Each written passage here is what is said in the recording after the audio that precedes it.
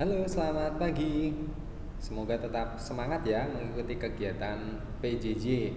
Oke, pada sesi ini saya masih akan melanjutkan membahas tentang perdagangan internasional. Nah, secara khusus kita akan membahas yang namanya tujuan kebijakan perdagangan internasional.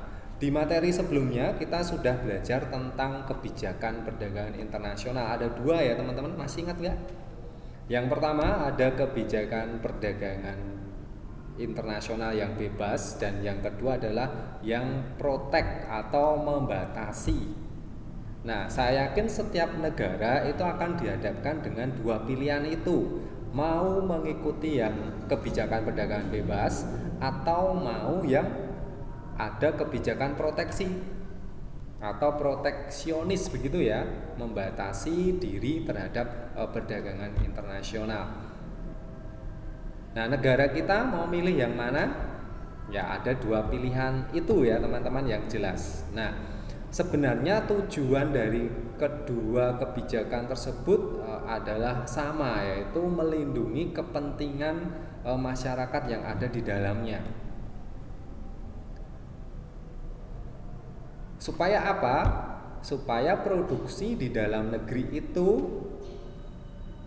masih baik teman-teman, ya masih baik produksinya daripada, atau di sini kita bandingkan dengan persaingan barang-barang impor. Harapannya barang-barang di dalam negeri itu masih dapat peminatnya ya, atau terlindungi oleh pemerintah. Harapannya seperti itu.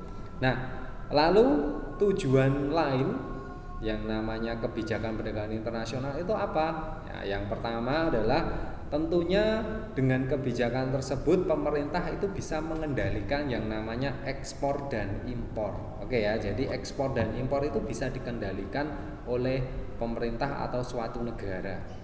Nah, setiap negara itu dapat menggunakan kebijakan internasional untuk mengendalikan ekspor dan impornya. Nah, kebijakan perdagangan bebas itu berusaha meningkatkan ekspor dengan cara menghapus hambatan perdagangan. Jadi itu dihapus supaya ekspornya itu semakin banyak begitu ya teman-teman ya. Lalu sedangkan bagi negara-negara yang kebijakan perdagangnya proteksionis, mereka berusaha meningkatkan ekspor dengan cara apa? Dengan cara menurunkan tarif ekspor supaya apa? Produsen-produsen di dalam negeri mampu menghasilkan produk yang lebih banyak sehingga bisa diekspor ke luar negeri. Oke, itu tujuan yang pertama. Tujuan yang kedua adalah meningkatkan pertumbuhan ekonomi. Nah, suatu negara mana sih yang tidak mau pertumbuhan ekonominya itu baik ya? Saya yakin semua negara mau melakukannya. Nah, bagi negara maju, perekonomian akan tumbuh dengan baik bila hasil produksi yang melimpah dapat diekspor ke luar negeri, ya, atau dijual ke luar negeri ya, melalui ekspor ke beberapa negara. Nah, sebaliknya bagi negara-negara yang masih berkembang begitu ya, misalnya ya, maka perekonomiannya itu akan tumbuh dengan baik ya bila ada perlindungan industri di dalam negeri, diantaranya dengan cara memberlakukan kuota impor. Jadi impornya itu dibatasi teman-teman, supaya ada geliat ekonomi untuk yang diekspor. Jadi produsen lebih semangat begitu ya, maka diberi batasan impor dengan contohnya tadi dengan kuota. Lalu yang ketiga, tujuan lainnya adalah menyehatkan neraca pembayaran. Nah, suatu negara itu pasti menghindari yang namanya defisit atau kekurangan dalam neraca pembayaran. Nah, negara di sini dapat menggunakan kebijakan perdagangan proteksionis sebagai salah satu cara atau alat yang bisa dilakukan oleh pemerintah. Nah, caranya seperti apa? Yaitu dengan berusaha meningkatkan ekspor dan sekaligus menekan impor dengan berbagai cara, seperti misalnya pemberlakuan kuota impor tadi, ada tarif impor, dan mungkin juga ada yang namanya larangan impor.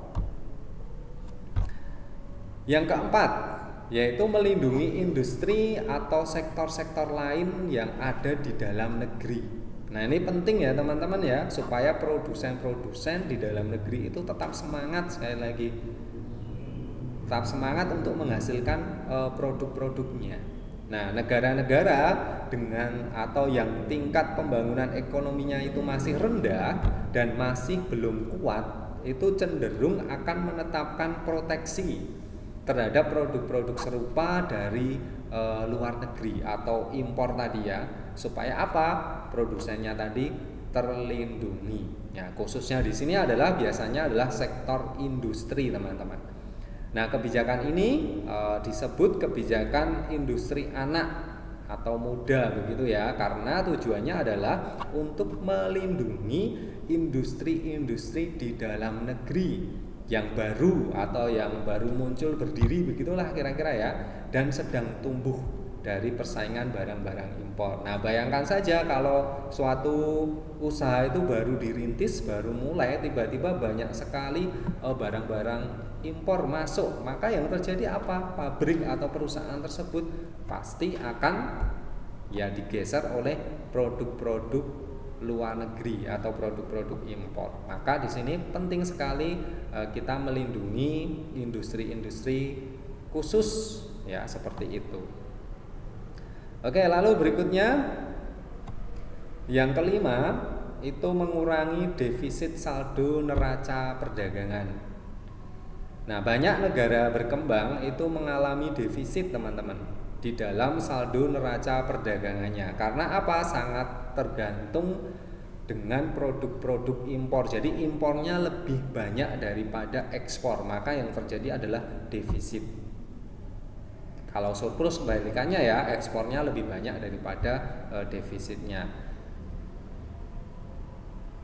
Nah, tentunya untuk mengurangi defisit tersebut yang bisa dilakukan pemerintah adalah menghindari dari kelangkaan cadangan devisa atau menghemat pemakaian devisa. Kebijakan substitusi impor atau proteksi biasanya menjadi pilihan utama. Jadi produk-produk impor itu diprotek atau tadi ya, karena beberapa kebijakan yang tadi sudah kita bahas. Yang berikutnya adalah meningkatkan kesempatan kerja. Nah, dengan strategi pembangunan ekonomi yang seperti ini ya, dengan kebijakan substitusi impor ini juga sering diterapkan di banyak negara yang sedang berkembang, teman-teman. Salah satu upaya untuk meningkatkan kesempatan kerja di dalam negeri. Ya, karena produksi-produksi di dalam negeri itu akan meningkat, industrinya akan meningkat. Jadi kesempatan kerja di sana akan terbuka sangat lebar dan banyak. Begitu ya, teman-teman ya. Lalu yang berikutnya adalah mencegah yang namanya politik dumping. Nah, suatu negara dituduh melakukan dumping jika negara tersebut menjual barang di pasar luar negeri dengan harga lebih rendah daripada harga di pasar dalam negerinya. Nah, negara-negara eksportir yang melakukan praktik dumping bertujuan untuk menembus atau memperluas pangsa pasar atau menguasai pasar di luar negeri. Jadi negara ini sengaja begitu ya, menurunkan harga-harga yang diekspornya supaya pasarnya itu semakin banyak. Kalau pangsa pasarnya semakin banyak, apa yang terjadi, teman-teman? Ya, produk-produknya akan dinikmati oleh banyak negara. Kalau banyak negara yang menikmati, apa yang terjadi? Ya, keuntungan negara tersebut yang melakukan politik ini akan meningkat juga, pendapatannya juga akan meningkat begitu. Oke, itu beberapa gambaran ya yang namanya tujuan dari kebijakan perdagangan internasional. Silakan boleh literasi lain ya untuk menambah wawasan kalian. Terima kasih, sekian dulu informasi yang bisa Pak Anton sampaikan.